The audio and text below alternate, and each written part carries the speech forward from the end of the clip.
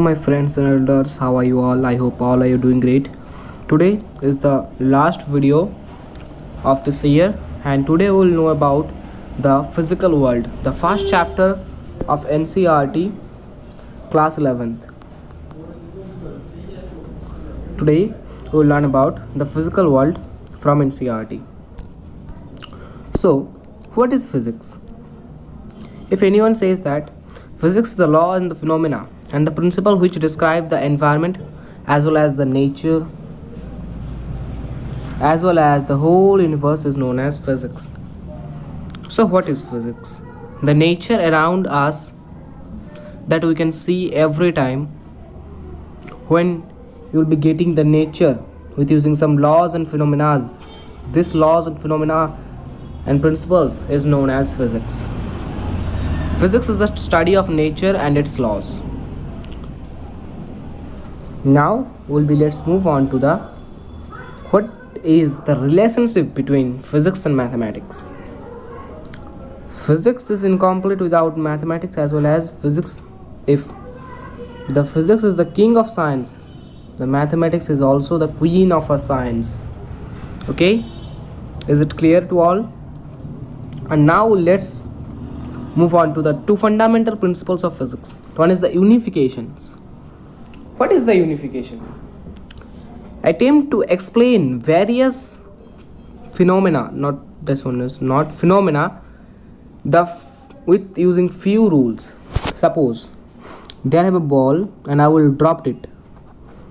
Okay, same case here there I have a object, here there I have sun, and here the earth will be rotating the sun. The phenomena will be same. And now there have another thing, that is our planet, and the satellites will be move around the planet. That is the same phenomena. This phenomena will be known as the gravitation.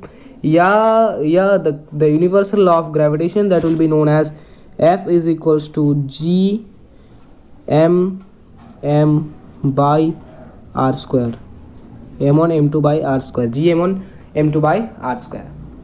Same thing that you will see.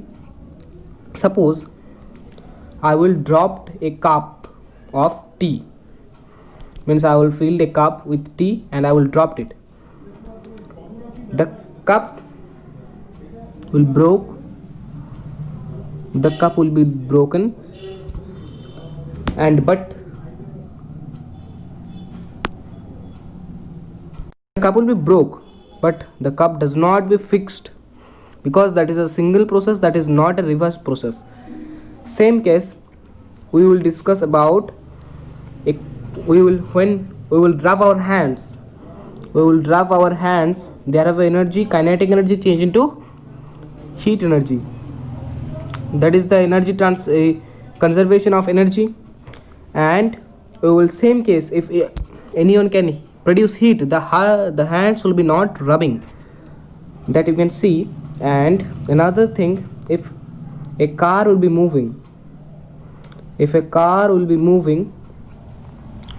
the car produce kinetic energy and produce also heat energy. The kinetic energy transform into heat energy, that is also conservation of energy. So this type of laws will be explained in the second law of thermodynamics. So that is the unification process. Now let's move on to the reductionism. The average of the kinetic energy of a molecules describe the huge quantity. Suppose I will take a glass of water.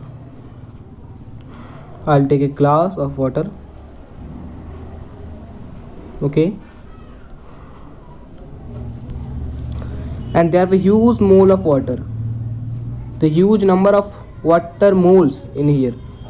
We will not take the temperature of each mole, we will take the average temperature to getting the temperature of the water in this glass. Means the average of the kinetic energy, means the mole will be running with its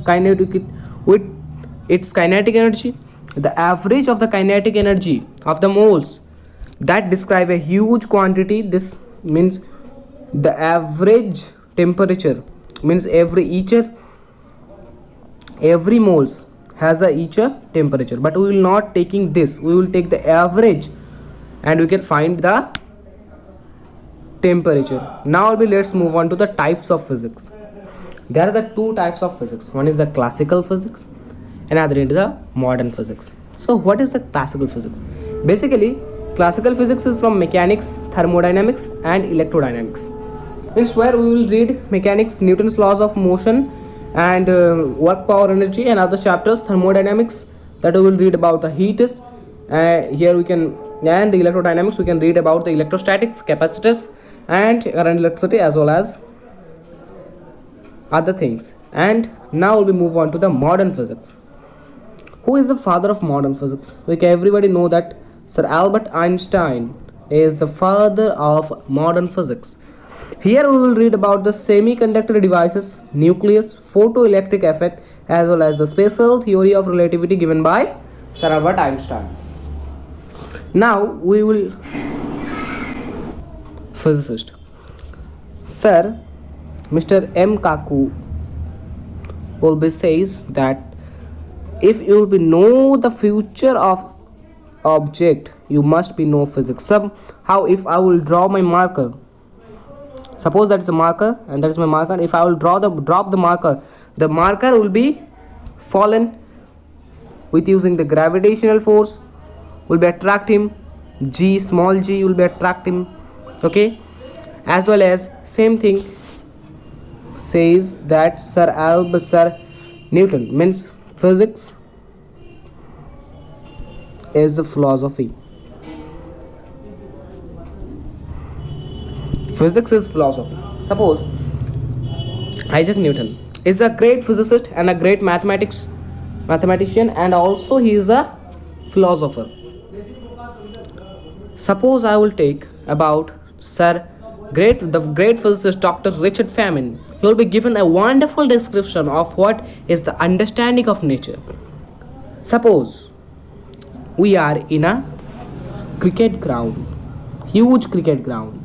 Suppose we are in a huge cricket ground and the nature is the batsman and the whole thing that has happened, this is the physics, and that will be derived with some principles and the formulas, and that is the basically a chapter of our class 11th NEET, that will be not using in NEET and joint examinations, only in for knowledge. This chapter is only for knowledge. And thank you for watching this video. Till then, do whatever you want to do, man, but don't travel, man. Take care. Bye bye. See you